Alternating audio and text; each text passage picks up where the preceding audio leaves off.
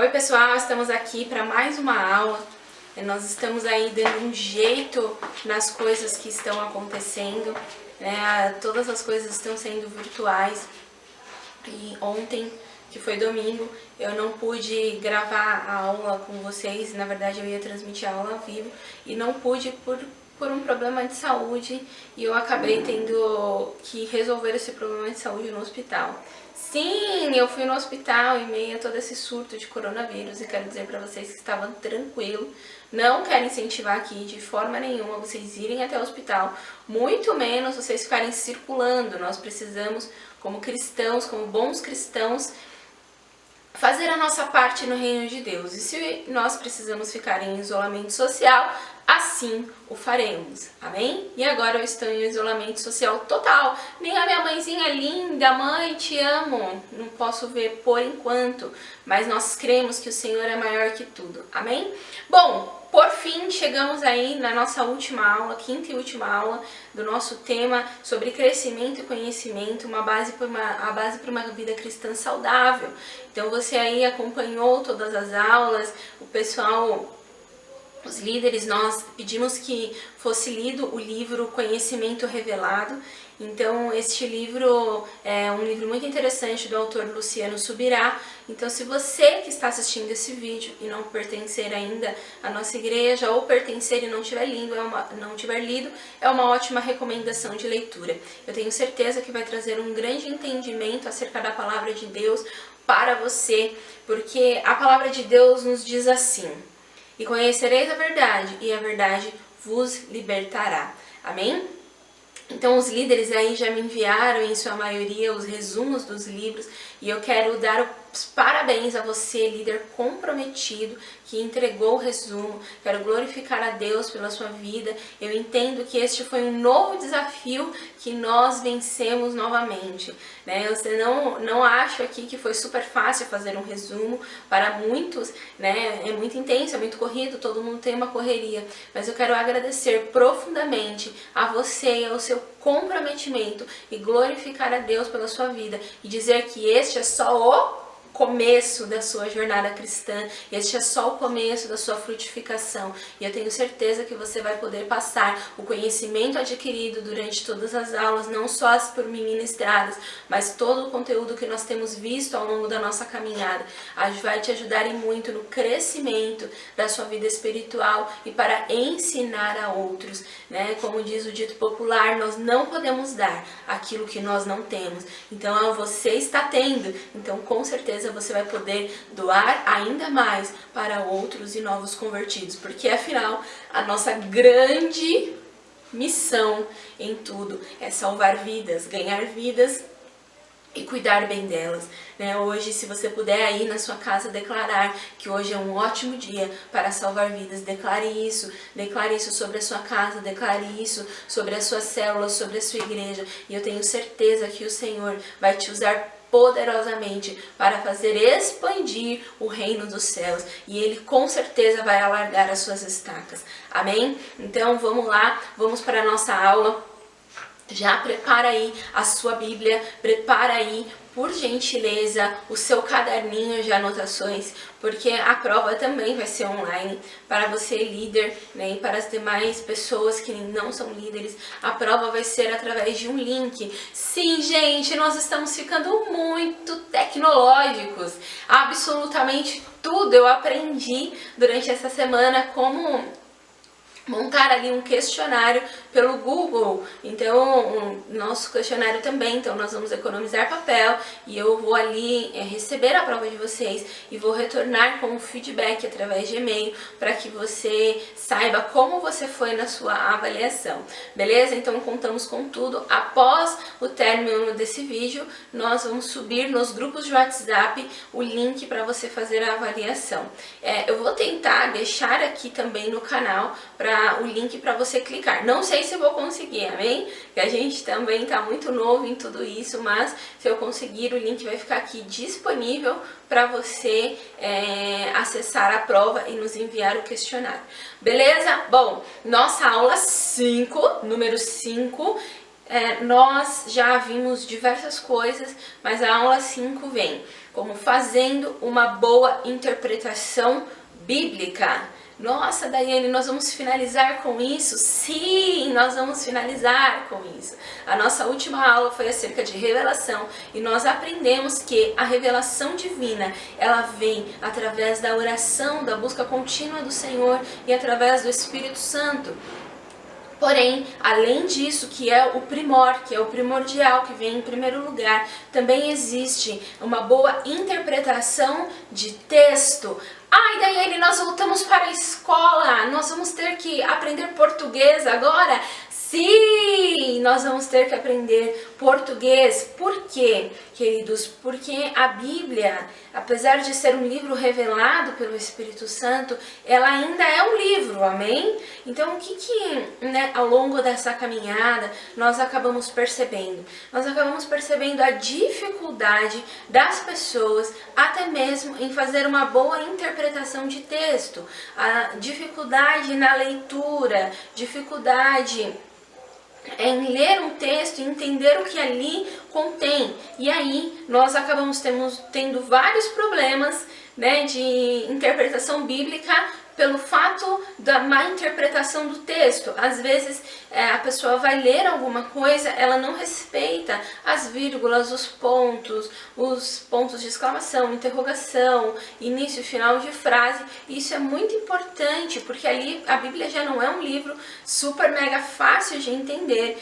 E se nós não tivermos uma boa compreensão de princípios básicos de leitura, nós não conseguiremos ter ali na íntegra a revelação necessária para conseguirmos alcançar o entendimento completo do que está escrito neste livro. Amém? Então, queridos, quero até mostrar um dado aqui para vocês que eu achei muito interessante.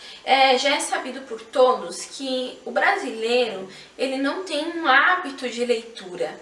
O brasileiro, assim como cidadãos de países desenvolvidos, que já começam ali a praticar a sua leitura desde muito cedo na escola, o brasileiro não tem isso por hábito.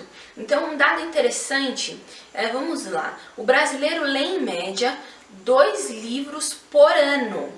Gente, nós temos 12 meses, 2 livros por ano é muito pouco. E talvez no meio dos cristãos esse livro ainda seja a Bíblia, que você lê aí mais ou menos.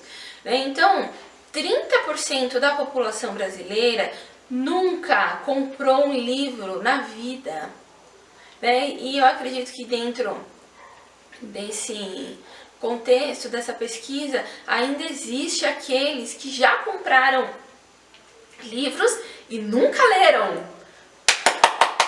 Se você é esta pessoa, vamos mudar isso em nome de Jesus. Eu posso dizer por mim, não que eu nunca tenha comprado livros e nunca tenha lido, mas eu já comprei livros que eu ainda não li.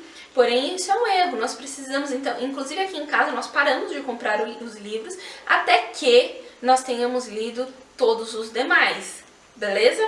Então, queridos, eu quero incentivar você a ler, porque quanto mais você ler, melhor vai ser a sua interpretação, melhor vai ser a sua escrita, mais fácil vai ser de você compreender a Bíblia, o que está escrito ali na palavra de Deus. Ai, Daiane, agora você está querendo me dar ali dicas de aulas de português, virou professora. Não, queridos, longe de mim, humildemente, eu quero aqui pedir a vocês dicas que nós precisamos praticar. Este ano nós estamos em março, eu acredito que eu já tenha lido de uns 4 livros e esteja no 5º já, fora a Bíblia, amém? Fora a Bíblia, que neste exato momento eu estou na leitura intensa do livro de Juízes. Até lá no meu canal, vou deixar aqui para vocês no vídeo o link do meu canal, eu vou falar um pouco sobre o livro de Juízes,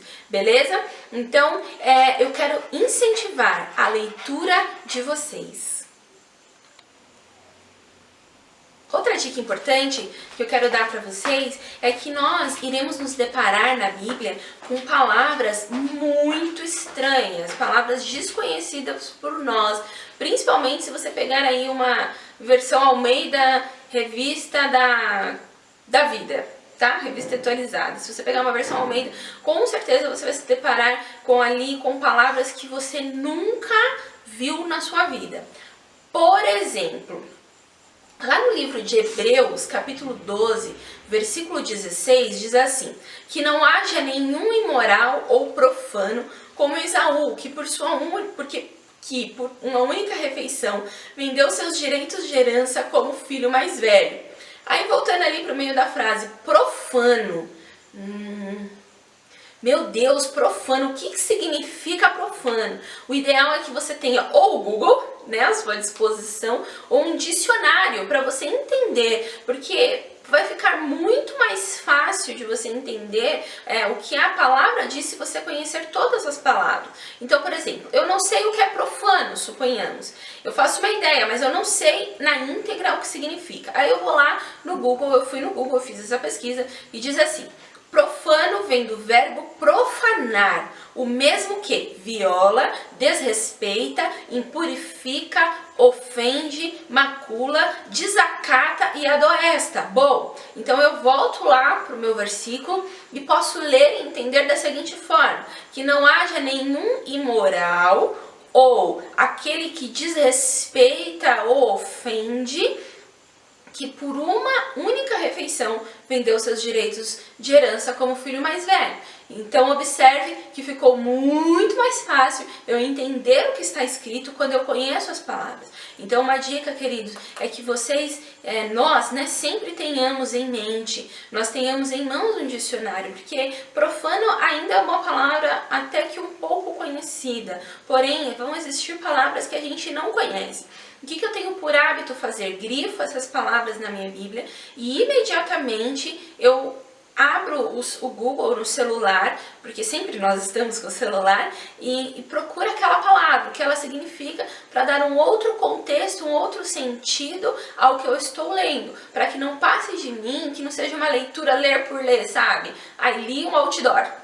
Passei na rua, estou de carro, li um outdoor, aquela leitura não vai ficar fixa dentro de você, mas a palavra, ela precisa ser cravada no nosso coração. Então nós precisamos entender exatamente o que está sendo escrito lá, amém? Quero ressaltar também que o Espírito Santo não vai fazer aquilo que você pode fazer. Amém? Então nós já ouvimos vários relatos, vários casos de pessoas que não sabiam ler, talvez você já conheça alguém ou já tenha ouvido alguma história, e essa pessoa aprendeu a ler só a Bíblia, né? Então isso pode acontecer, isso é um milagre, mas, porém, contudo, todavia, aquilo que nós podemos fazer, aquilo que está ao nosso alcance, nós devemos fazer. Então, estudar, talvez você não tenha sido o aluno mais estudioso na sua escola, na sua faculdade, talvez você nem tenha terminado a escola. Eu não era a aluna, nossa, brilhante da sala, nunca fui, sempre fiquei ali na média, fazia o que era necessário. Porém, quando se trata da palavra de Deus, nós precisamos ter esforço, muito esforço para buscar entender aquilo que Deus nos dá. Você não é incapaz, amém? Todos nós somos capazes de ter uma boa compreensão da Bíblia, desde que haja um esforço genuíno em uma busca por revelação através da oração e uma busca de entendimento. Você estudar é você sentar ali mesmo, ler o texto quantas vezes forem necessárias, até que você entenda.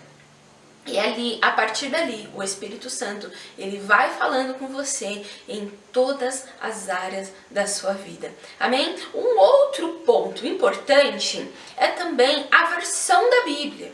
Queridos, até eu brinco na minha célula, provavelmente você, Guilherme lindo, você vai assistir esse vídeo.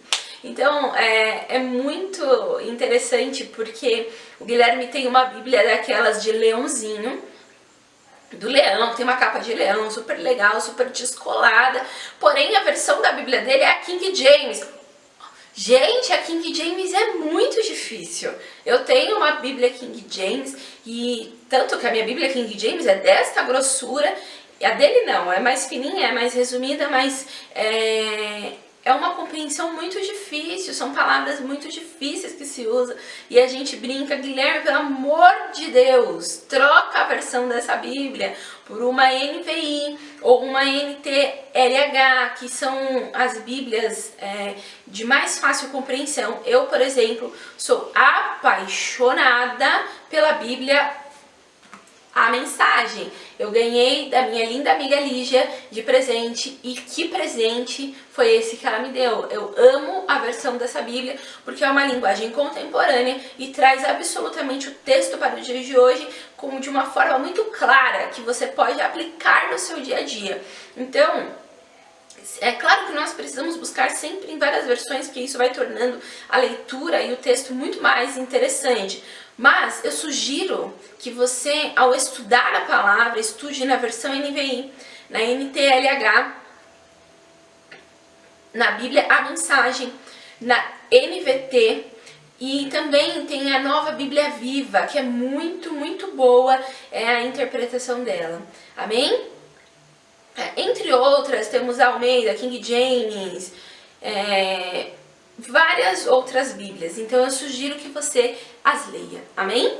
Então, para interpretar a Bíblia corretamente, é preciso muito estudo, entender e manusear bem as Escrituras, porque existem tesouros preciosos nos esperando na Palavra de Deus.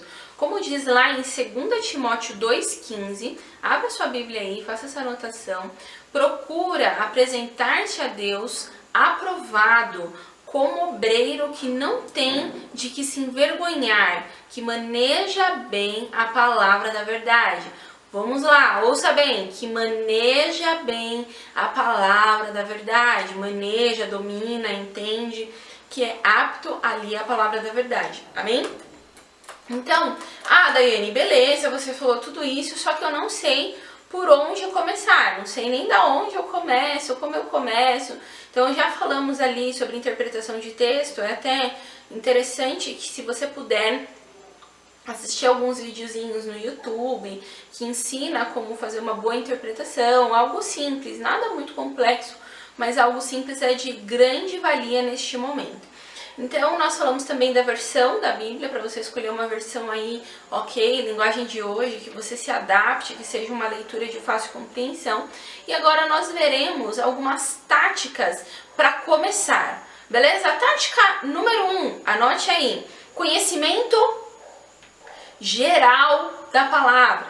Mas, Daiane, eu não sei nem o básico, né? Eu não sei nada, não sei nem onde estão os 4 evangelhos. Meu Deus, você sabe, em nome de Jesus, Mateus, Marcos, Lucas e João, amém?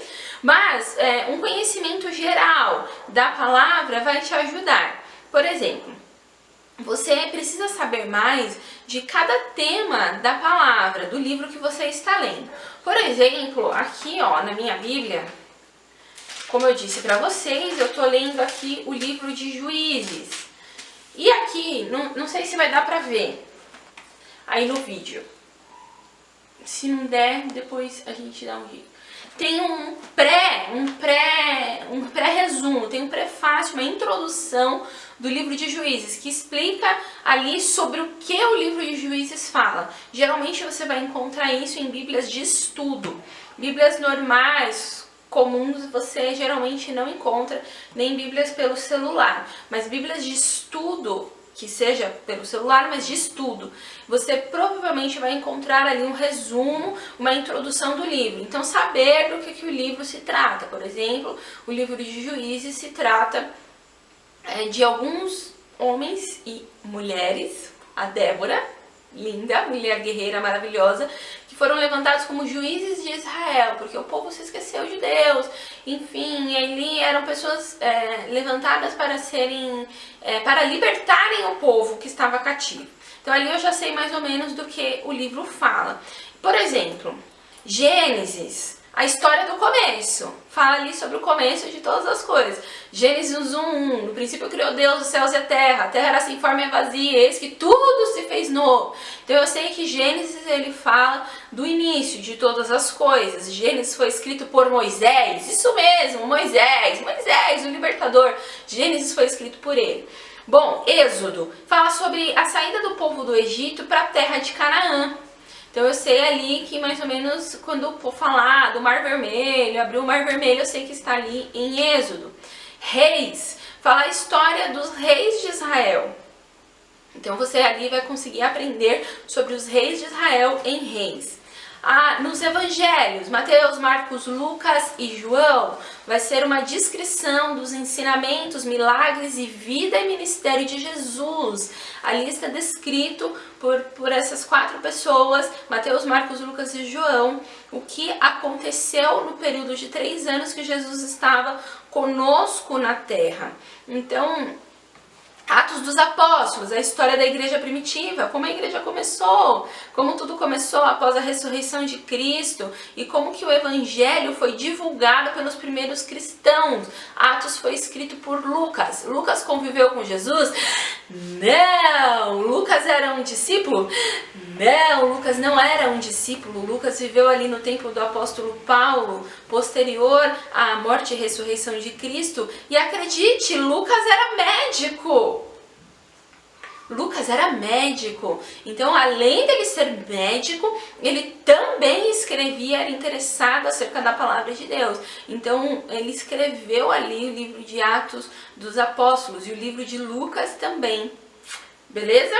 Lucas que fica nos 4 evangelhos. Tanto que se você começar a ler, querido, você vai observar que o livro de Lucas, Mateus, Marcos, Lucas e João, ele conta ali a história por visões diferentes, por interpretações diferentes, por personalidades diferentes. Eles contam um ponto de vista do que se aconteceu. Ali em Lucas você vai ver que ele é bem mais enfático, resumido. Vou usar um exemplo, né? João é o apóstolo do amor. Tudo sobre João é lindo. Se João fosse contar uma história de como ele...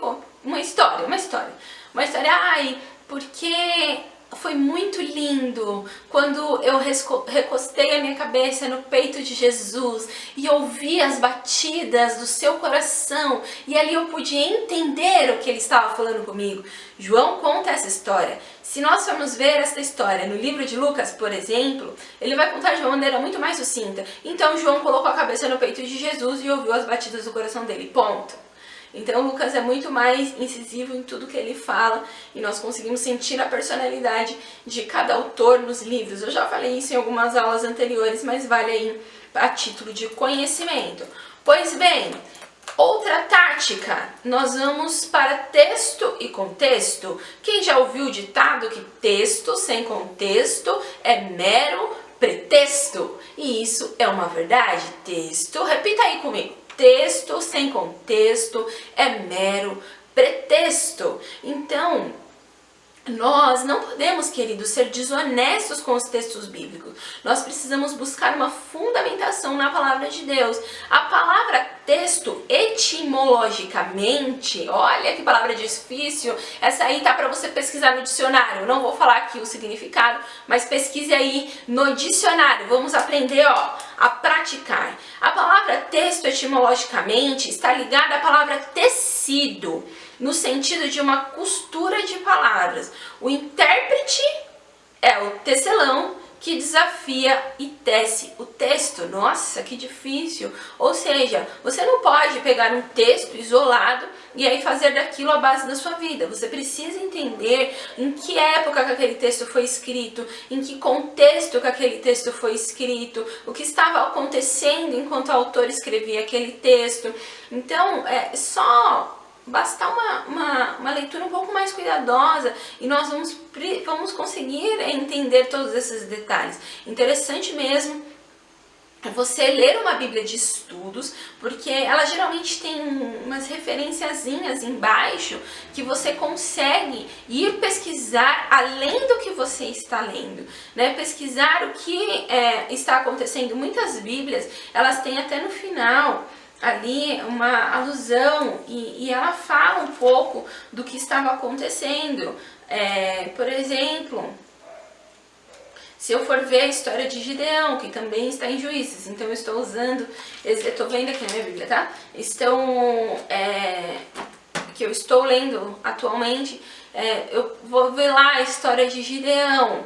Então, ali, quando ele conta que quando o anjo do Senhor foi visitado, ele estava sentado ali no poço separando os grãos, enfim.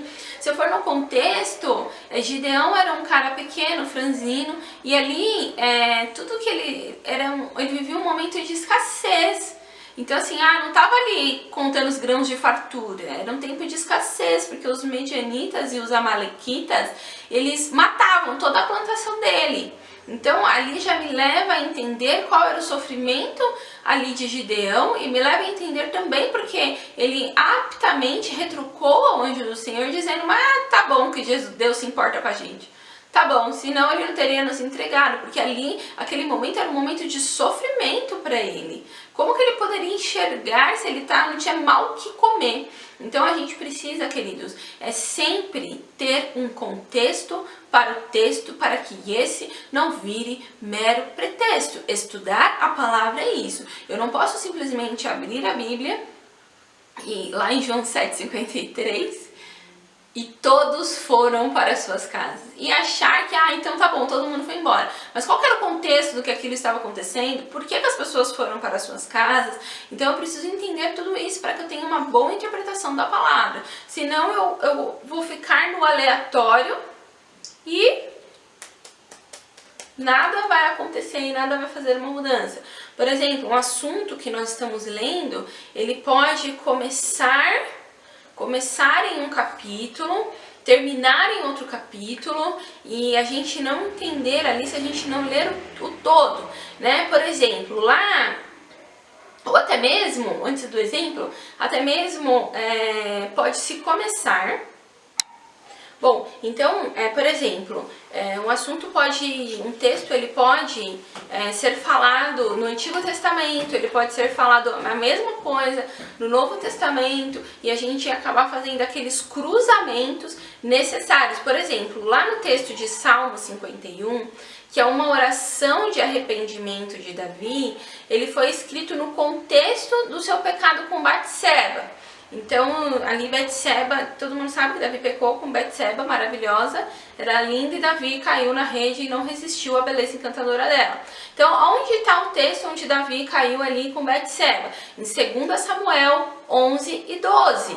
Porém, o Salmo 51 foi escrito por Davi e ele faz alusão ao que aconteceu, uma oração de Davi de arrependimento.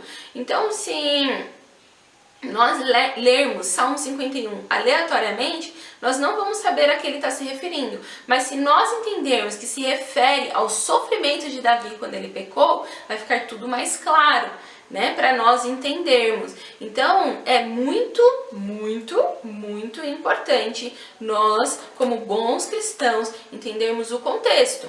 Beleza? Bom, tática número 3, são 4, tá? Já tá acabando. Então, tática número 3, referências bíblicas. Então, as referências bíblicas, como eu disse anteriormente, ela aponta textos similares. Você pode encontrar aí uma conexão entre o Novo e o Velho Testamento, uma conexão entre um livro e outro, dentre outras coisas. Então, essas referências elas se encontram no rodapé. E, por exemplo, vamos lá para o texto de Isaías 53. Vamos abrir a Bíblia. Se você está com a sua Bíblia, vamos ler rapidinho. Aqui só para não ficar nas minhas palavras, tá bom? Que diga-se de passagem, é um texto muito legal, em que Isaías ele profetiza sobre a vinda de Cristo. E aí nós vamos poder mais adiante ver que isso se cumpriu, amém? Tá meio difícil aqui achar Isaías 53. Se você está com dificuldade, diga amém. Amém ou não amém? Quando nós estamos na igreja a gente fala assim, amém ou não amém? Então eu vou ler aqui rapidinho uma parte, tá? De Isaías 53, e aí você, com o tempo, você lê uma parte melhor aí na sua casa. Na Bíblia é a mensagem, beleza? Diz assim, quem creu no que pregamos e no que ouvimos e vimos? Quem poderia ter imaginado que o poder libertador do Eterno seria assim? Servo cresceu diante de Deus, uma muda mirrada, uma planta atrofiada num campo ressecado. Não havia nada de atraente nele, veja bem. Não havia nada de atraente nele, está falando sobre Jesus. Nada que nos levasse a olhá-lo com atenção. Ele foi desprezado e ignorado. Um homem que sofreu, que conheceram a dor por experiência própria. Bastava olhar para ele, que as pessoas se afastavam. Nós olhamos para ele com desprezo, pensamos que era escória. Mas o fato é que ele levou nossas doenças, nossas deformidades e tudo o que há de errado em nós. Pensamos que ele era culpado de tudo isso, que Deus estava castigando por sua causa, mas foram nossos pecados que caíram sobre ele, que o feriram, dilaceraram e esmagaram nossos pecados. Ele recebeu o castigo e por isso restaurou. Por meio das feridas dele, somos curados, amém? Somos como ovelhas que se desviaram e se perderam. Cada um de nós fez o que quis, cada um escolheu o seu caminho próprio. Ele, e sobre ele, o Eterno, descarregou todos os nossos pecados, tudo que fizemos de errado. Então até o versículo 6 eu estou lendo aí, e aí na sua casa você termina de ler. Bom, esse capítulo 53 de Isaías, ele se refere lá ao que é descrito no Evangelho de Mateus, número 27, que fala sobre todo o sofrimento da crucificação. Então você vai poder observar que aquilo que foi escrito anos e anos e anos antes por Isaías aconteceu lá em Mateus, no tempo de Jesus, e logo em seguida nós vamos no texto, o mesmo texto citado por Filipe e o eunuco, quando Filipe é transportado ali para falar com o eunuco, ele lá em Atos 8, 32 e 33, ele também fala desse mesmo texto de Isaías. Então em Hebreus também nós podemos ver, Hebreus 9, 11 a 28, o mesmo texto é explicado mais de uma forma mais abrangente que a gente consegue entender. Então, queridos, essa referência bíblica é super importante para que nós possamos entender que o texto ele é escrito em vários tempos, em vários momentos diferentes e que cada texto se confirma pela própria palavra. Nenhum texto é solto aleatoriamente. Beleza? Então anote aí, nenhum texto é escrito paralelamente na Bíblia. Então um texto sempre vai completar o outro, formando o que nós dissemos sobre o contexto bíblico. Beleza? Então, através da interpretação, podemos ir... Peraí, queridos, que eu estou olhando aqui todas as minhas coisas.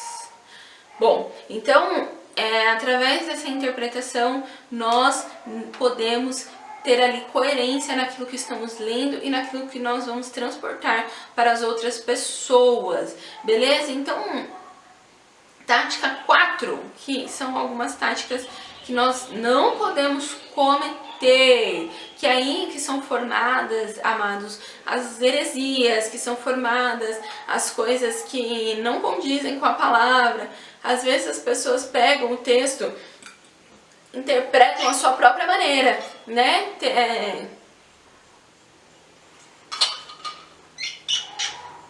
Por exemplo, o Evangelho segundo Lucas. Daí vem o Evangelho segundo o Frederico, o tiozinho que não entende nada da palavra, ele cria uma interpretação própria. Então, nós precisamos sempre ser coerentes com a ajuda do Espírito Santo naquilo que nós estamos lendo. Então, alguns erros de interpretação que devem ser evitados por nós. Não mude o sentido do texto, tentando torcer para que o significado seja o que você deseja. Aceite o que o autor está dizendo. Então não torça o significado. Não interprete de uma forma ruim para se adaptar a você. Então você vai ler a Bíblia com uma resposta pronta e aí você quer que o texto se encaixe na sua vontade. Não faça isso. O que está escrito, está escrito. Amém? Não queira dar respostas para as coisas que não estão sendo ditas no texto, mas baseie-se apenas no que está escrito. Não crie uma resposta para aquilo do seu próprio entendimento. Se você tem dificuldade em entender, assim como eu tenho dificuldade de entender algumas coisas, eu recorro aos meus pais, os meus discipuladores, para entender aquilo que está escrito, porque talvez eu, na minha imaturidade, não consiga entender de forma correta e nunca tenha pressa. Um estudo minucioso demanda tempo e esforço. Muitas heresias são frutos da preguiça e despreparo. Anote isso. Muitas heresias são frutos do desespero e do despreparo. Amém? Bom, queridos, a hermenêutica, ela é a arte da interpretação da palavra. Como qualquer exercício de estudo bíblico, requer treinamento e esforço. Treinamento, esforço. Como nós falamos em algumas aulas atrás, nós estamos em uma competição, nós estamos competindo para ganhar, amém? Então nós precisamos de treino intenso e esforço. Uma cozinheira que sabe dosar cada ingrediente corretamente, mas... Como que a cozinheira ela sabe dosar cada ingrediente corretamente? Por exemplo, a minha mãe, ela sabe fazer várias comidas, mas só de olho. Se você pedir a receita para ela não sabe te passar num papel escrito, mas como que ela adquiriu essa habilidade para tornar o alimento gostoso e saboroso, mesmo sem ter ali uma receita aos seus olhos? Foi com muito treino, há anos, né? Eu tenho 32 anos, então há 32 anos a minha mãe linda cozinha para mim, a olho. Então exigiu muito treino, pelo menos aí 32 anos de treinamento. Então assim também deve ser estudado a Bíblia. Amém? Sempre ali contínuo e com muito esforço. E por fim, queridos, para nós encerrarmos essa aula, eu quero falar para vocês sobre um outro tópico que é muito de suma importância. É sobre dar continuidade ao ensino da palavra para as próximas gerações. Nós hoje, nesta aula, nós aprendemos as táticas, como começar, os princípios básicos ali de uma boa interpretação, mas nós precisamos também pegar tudo isso que nós estamos aprendendo e passar para a próxima geração. Sim, você que é pai, você que é mãe, você tem a responsabilidade de transmitir o conhecimento acerca da palavra de Deus para o seu filho. O meu filho que está na barriga ainda, o Noah, né, bebê? Ele, com certeza, eu tenho pedido sabedoria, eu e o Denis, que é o pai dele, pedindo sabedoria ao Senhor para que nós possamos transmitir o Evangelho de uma forma coesa. Talvez você não tenha filhos ainda, mas você pode transmitir para o seu irmão, para o seu amigo, ensinar acerca de quem Deus é. Lá no livro de Juízes, Juízes, você está rendendo, hein? Leiam, queridos Juízes, é maravilhoso. Lá em Juízes 2:10 diz assim: depois que toda aquela geração foi reunida aos seus antepassados, surgiu uma nova geração que não conhecia o Senhor e o que ele havia feito por eles, por Israel. Então, depois ali que o povo de Josué morreu, que foi o sucessor de Moisés, toda aquela geração, surgiu uma nova geração que simplesmente não conhecia Deus. Como assim não conhecia Deus? Meu Deus do céu, ai meu Deus, como assim meu Deus? Ai Deus, como assim meu Deus? Como assim eles não conheciam? Se eles não conheciam é porque ninguém ensinou a eles. Mas os antepassados, os pais, os avós conheceram. Então significa que eles não ensinaram a nova geração. E por isso o povo foi oprimido. Você pode ver lá no livro de Juízes. O povo foi oprimido porque eles simplesmente não conheciam nada acerca de Deus. Ensinar a próxima geração era um mandamento que ali foi descrito por Moisés, mas eles não fizeram, eles desobedeceram a Deus e por causa da desobediência deles, todo mundo sofreu. Ali eles começaram a ser grandemente oprimidos pelos inimigos. Então, queridos, é nossa responsabilidade ensinar sobre Deus, ensinar acerca da palavra, ensinar acerca de tudo para os nossos filhos, ou amigos, ou irmãos, ou familiares. É nossa responsabilidade. Então eu quero que você pratique isso. O ministério infantil é muito importante, é um ministério preciosíssimo, talvez o mais importante da igreja, porque ele ensina as crianças, mas isso não exime a sua responsabilidade como pai,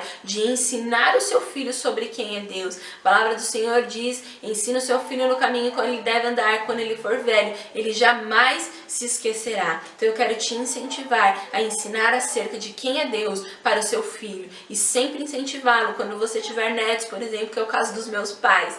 Então eles me ensinaram acerca de quem é Deus, principalmente a minha mãe, né, que Todos sabem que meu pai é meu pai do coração, então a minha mãe esteve comigo desde o dia que eu nasci e ela me ensinou acerca de Deus, me ensinou quem é Deus, e agora ela está no meu pé para eu ensinar o Noah, e assim eu vou ficar no pé do Noah para ele ensinar os filhos e netos dele acerca de quem é o Senhor. Assim nós não deixamos morrer o Evangelho, nós não deixamos morrer quem Deus é, nós mantemos vivos a palavra de Deus e nós raramente seremos oprimidos pelo inimigo por falta de conhecimento.